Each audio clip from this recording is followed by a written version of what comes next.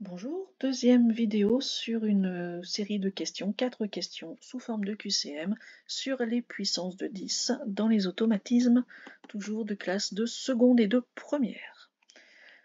Je vous propose ces 4 questions, je vous propose de mettre en pause et on se retrouve dans quelques instants pour la correction. Tout d'abord, l'écriture décimale de ce nombre. On a donc un nombre de base, 23,45, multiplié par une puissance de 10, 10 exposant moins 3. Ce moins 3 nous indique que l'on va multiplier par 0,001. C'est-à-dire qu'on va devoir mettre 3 chiffres après la virgule. Comme on a déjà une virgule, on va la décaler, cette virgule, de 3 rangs vers la gauche. Donc un rang, 2 rangs, 3 rangs, on va être à 0,02345. Voilà.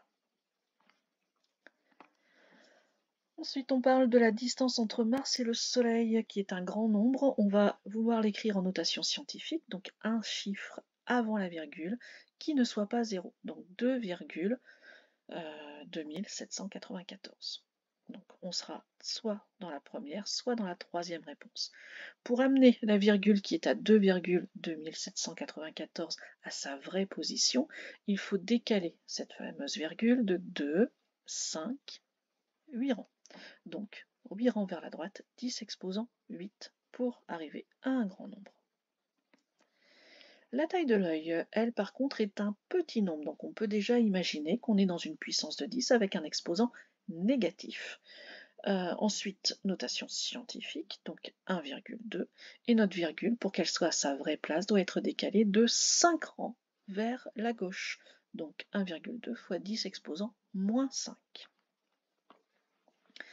Et enfin, un nombre très connu de nos amis physiciens, la constante d'Avogadro. Alors elle est rarement présentée sous cette forme-là, 6022, etc., multiplié par 10 exposant 20. En fait, elle est toujours présentée sous sa forme scientifique. Donc on va mettre 6, alors ça dépend, hein, la précision qu'attend votre professeur de physique. Donc 6, moi je veux dire, etc. Donc on était ici à 6000. Pour passer à 6, il va falloir décaler cette virgule de 3 rangs vers la droite pour qu'elle se retrouve à la position qui était proposée. Donc on va avoir du 10 exposant 3. Et on a à nouveau du 10 exposant 20, donc du 10 exposant 23. Et normalement c'est comme ça que vous l'avez apprise. 6,022, etc., multiplié par 10 exposant 23 par mol. Voilà pour ces puissances de 10. Donc faites très attention au décalage, surtout droite-gauche. Le moyen le plus simple, c'est toujours de vous dire est-ce que je vais aller vers du plus petit ou vers du plus grand nombre.